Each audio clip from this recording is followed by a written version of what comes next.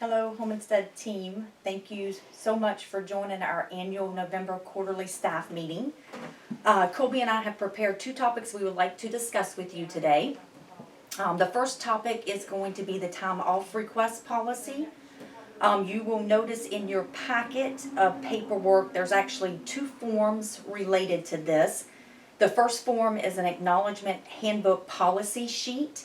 And then right behind that, guys, is the actual policy time off request. So, of course, I would need you to sign the acknowledgement form and get that turned back into the office as quickly as you can. And then again, the paper behind that is the actual policy. It is 7.8 time off request. You'll notice that the top half that's not in yellow is the actual policy. I really did not change anything with this. I just simply added a few things at the bottom. If you guys would notice where it says the guidelines listed below are reviewed and followed every time for every time off request received in the office. Sorry, I'm mixing that up. You will see that it says the guidelines listed below are reviewed and followed for every time off request received in the office. So basically what I did was I listed all the items that we look at when we're looking at being able to approve or unfortunately in some cases have to deny any time off request. So these standards are kind of what we're going through to determine that. And I felt like that detail needed to be added, that would be beneficial for you guys to be able to see. Also, do note at the bottom, please remember your office team goes above and beyond to try to approve all time off requests. But due to the above process, your request could be denied. So again, guys, as you know, we do everything we can to approve time off requests, but in some situations they could be denied. And chances are, if you're ever somebody that your request is denied, it is due to one of these reasons that we kind of have listed out that we review for each one. The next item that Colby and I, your HR department, has to talk with you guys about is relating to the COVID-19. You'll find in the packet that there's mandatory policies, protocols, and guidelines. This is the sheet that I'm looking at relating to that. This sheet also requires that you print your name on the back and you also do signature and date. Your HR department, we need this form back as well. Please be sure to print your name clearly on the top line and then sign and date it for me. This is important, guys, so we can get it in the right personnel file. So again, mandatory policies, protocols, and guidelines relating to COVID-19. Honestly, guys, this form is very much the same form that we have implemented from the start. Obviously, we're all learning and we're trying to improve. So again, I thought it would be beneficial for you guys to have this actual paper, sign off on it, and acknowledge it. You can see it says the following items are mandatory policies, protocols, and guidelines that must be followed during all assignments. The top one is something that we've added in writing to this policy. It's not anything new. So the first one I absolutely want to go over because it does keep coming up. So this goes to tell you that facial covering must be worn the entire time during all assignments. If your client is requesting you not to wear your facial covering, please inform the client that this is a mandatory policy. You may not remove your facial covering.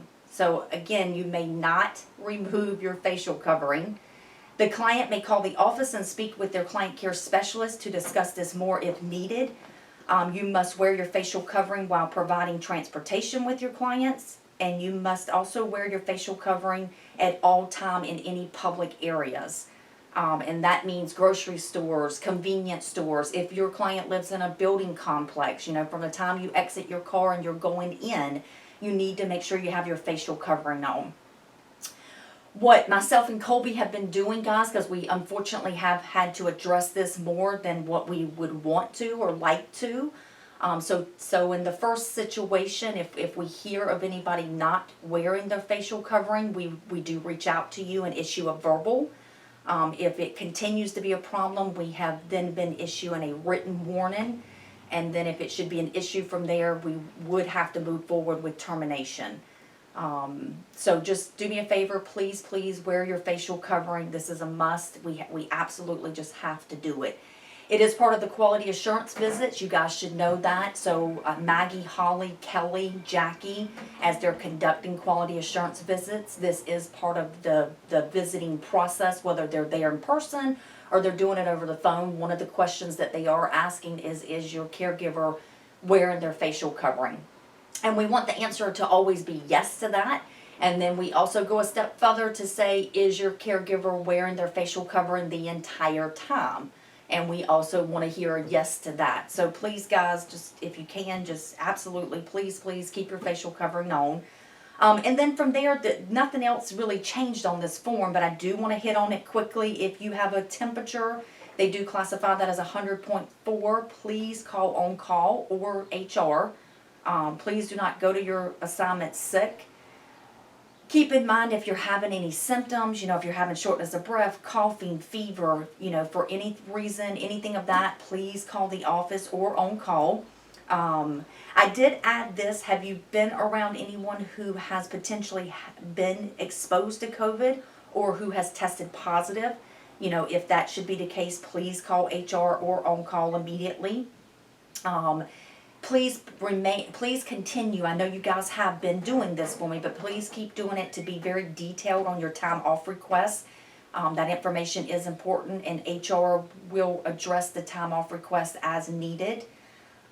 Please make sure you correctly answer all the COVID screening questions prior to clocking in. And then wash your hands, keep surfaces clean, remember your social distancing.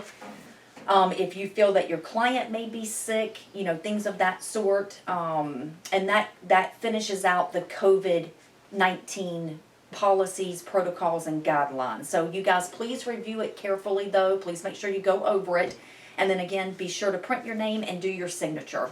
And then if you would make sure that form and the acknowledgement of the handbook for the time off policy, make sure those two forms come back signed to the office. That would be greatly appreciated. And again, guys, if you have any questions, please reach out to myself or Colby. We're here. And again, thank you so much for attending our annual November quarterly staff meeting. Thank you.